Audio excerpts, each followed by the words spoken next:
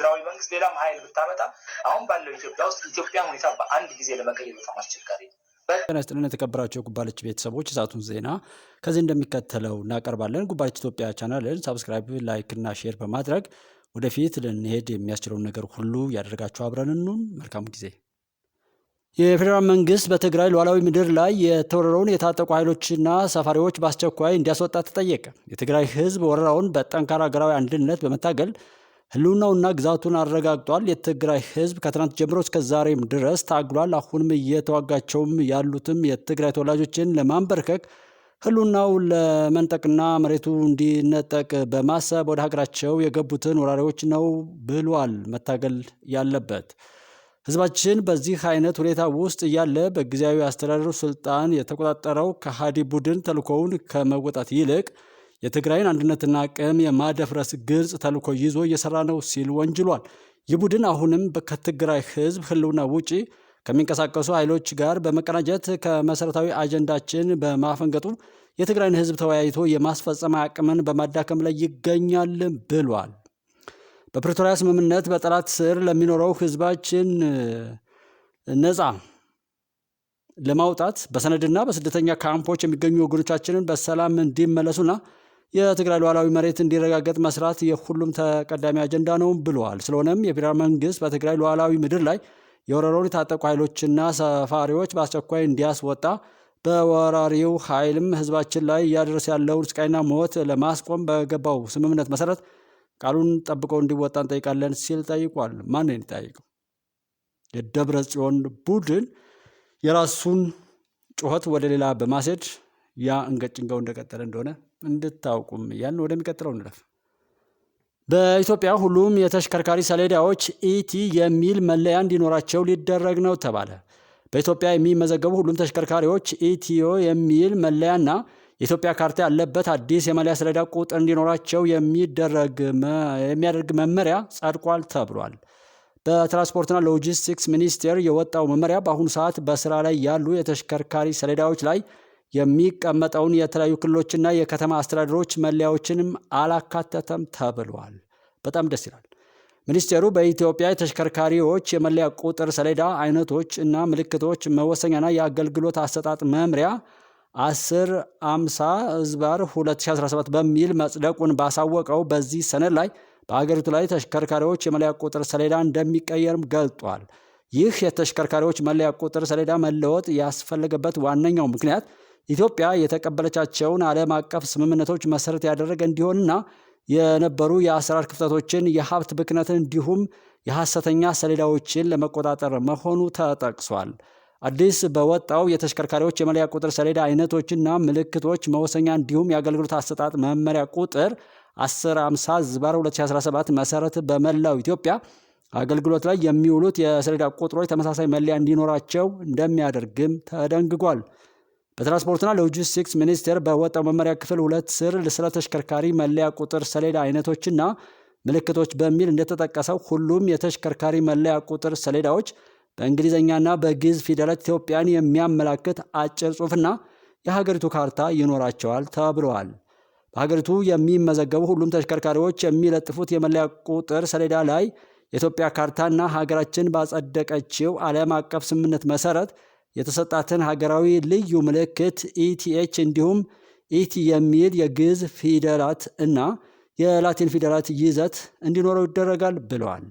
በተጨማሪም ሚኒስትሩ የመለያ ቁጥር ሰሌዳ አሰጣጡ 3 የላቲን ፊደላትንና 4 ቁጥሮችን በመጠቀም ተከታታይ ቁጥር ያላቸው የመለያ ቁጥር ሰሌዳዎችን እንዲመረቱ እንደሚያደርግም መመሪያው ላይ ገልጧል። ሚኒስትሩ የተሽከርካሪዎች የመለያ ቁጥር ሰሌዳዎች የቀለም ህብር ፊደላትና በተጨማሪ የመለያ ቁጥር ሰሌዳዎቹ ሲመረት ለቁጥጥር እና ለምዝገባ ዓላማ የሚያገለግሉ መረጃዎችን የሚሰጡ ሚስጥራዊ ምልክቶችን እያንዳንዱ የሰሌዳ አይነት እንዲኖረው ይደረጋልን ብለዋል።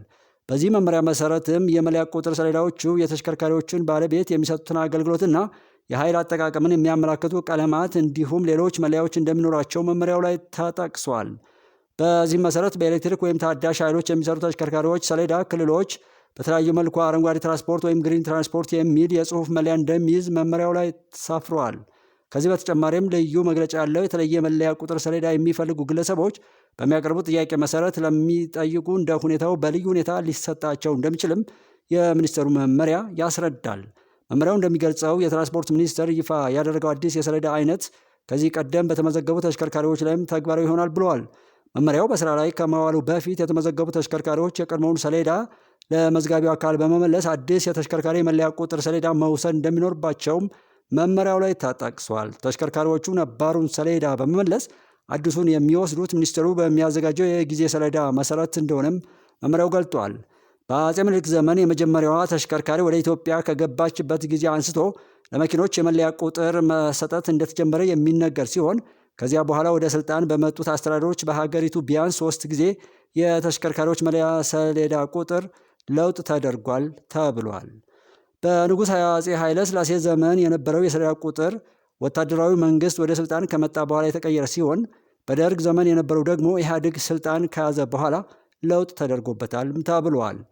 በኢህአዴግ ዘመን ለአገልግሎት የበቃውና እስካሁንም በስራ ላይ ያለው የተሽከርካሪዎች መለያ ቁጥር ሰሌዳ ኢቲ የሚል መለያ ካላቸው ከተወሰኑ ተሽከርካሪዎች ውጪ አብዛኞቹ የሚንቀሳቀሱባቸውን ክልሎችና የከተማ አስተዳደሮች ስም 2 ፊደላትን ብቻ የያዙ ናቸው ሲል የቢቢሲ አማርኛ ዘገባ ያመላክታል። ወደ ሌላው ዜና ስናልፍ የኢትዮጵያ ባህር ኃይል ጤና መምሪያ ለጤና ሙያተኞች ስልጠና ሰጥቷል ተባለ። የባህር ኃይል ጤና መምሪያ ከዋር ኮሌጅ ጋር በመተባበር ከባህር ኃይል ክፍሎች ለተውጣጡ ኃላፊዎችና ለጤና ሙያተኞች በተላላፊና በግዳጅ ወቅት ባህር ላይ በሚከሰቱ በሽታዎች ዙሪያ ለተከታታይ 2 ሳምንታት ሲሰጥ የቆየውን ስልጠና ተጠናቋል ብለዋል። በምረቃ መርሃ ግብሩ ላይ የተገኙት የኢትዮጵያ ባህር ኃይል አዛዥ ተወካይ ኮማንዶር ጀማል ቱፊሳ ስልጠናው የሰራዊቱን ጤና ቀድሞ ለመከላከልና ዝግጁነቱን ለማረጋገጥ ሚናው የላቀ መሆኑን አብራርተዋል። የጤና መምሪያው ኃላፊ ኮማንዶር ተገኝ ለታ በበኩላቸው ጠንካራ የባህር ኃይል ሰራዊት በመገንባት በምድርም ሆነ በውሃ ላይ ማንኛውንም ግዳጅ በሙሉ ጤንነት ለመፈጸም እንዲቻል የጤና ሙያተኞች ከፍተኛ ድርሻ እንዳላቸው በማሰብ ስልጠና መስጠት መቻሉን ገልጠዋል። መከላከያ ያስቀመጠውን የጤና ፖሊሲ መነሻ በማድረግና ባህር ኃይል ክፍል ያለውን የጤና ሙያተኞች በሰው ሰራሽና በተፈጥሮ አደጋ ሊገጥሙት የሚችሉትን የጤና ተግዳሮቶች ፈጣን ምላሽ መስጠት የሰራዊቱን ጤንነት ቀድሞ መከላከልና ከጤና ሙያተኞች የሚጠበቅ ተግባር መሆኑንም ተናግረዋል። በቂ ስላልነበረ ይህ የግብርና ሴክተር ኤክስፖርቱን ማሳደግ አለበት፣ ማዘመን፣ መቀየር፣ ማሳደግ እንዲችል ታሳቢ ተደርጎ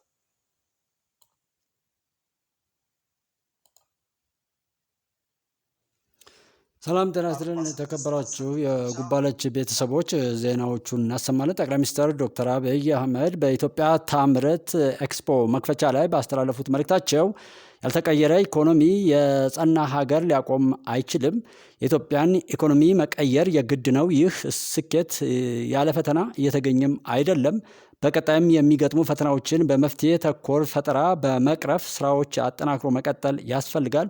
ከ3 ዓመት በፊት በተጀመረው የኢትዮጵያ ታምርት ንቅናቄ በአምራች ኢንዱስትሪውን አበረታች ውጤት አስመዝግቧል። የኢንዱስትሪዎችንም የማምረት አቅም ከ46 በመቶ በ3 ዓመት ተኩል ውስጥ ወደ 61 በመቶ ማሳደግ ተችሏል ሲሉ ዋና ዋና ነጥቦቻቸውን ያካተተ ንግግር አድርገዋል። የአዲስ አበባ የኮሪደር ልማት ከተማዋን መተንፈሻ እንድታገኝ ያስቻለ ስራ ነው አሉ ወይዘሮ አዳነች አበቤ። በአዲስ አበባ እየተከናወኑ ያሉ የኮሪደር ልማት ስራዎች ከተማዋ መተንፈሻ እንድታገኝ ያስቻሉ መሆናቸውን ከንቲባ አዳነች አበቤ ናቸው የገለጡት። ከንቲባ አዳነች ከጋዜጣ ፕላስ ጋር በነበራቸው ቆይታ እንደተናገሩት አዲስ አበባ በቆይታ ብዛትና በእርጅና ምክንያት መተንፈሻ አጥታ ስለነበር የኮሪደር ልማት ስራው ይህንንና መሰል ሌሎች ችግሮችን የፈታ ነውም ብለዋል። ኮሪደር ልማት ስራ በርካታ ፋይዳዎች ያሉት ነው ያሉት ከንቲባ አዳነች ከነዚህ ውስጥም የከተማን አገልግሎት ማሳለጥ፣ የትራፊክ አደጋን መቀነስና ለዘመናት የቆየውንና የተበላሸውን የከተማን ፈሳሽ አገልግሎት ማስተካከልም ተጠቃሽ ናቸው ብለዋል።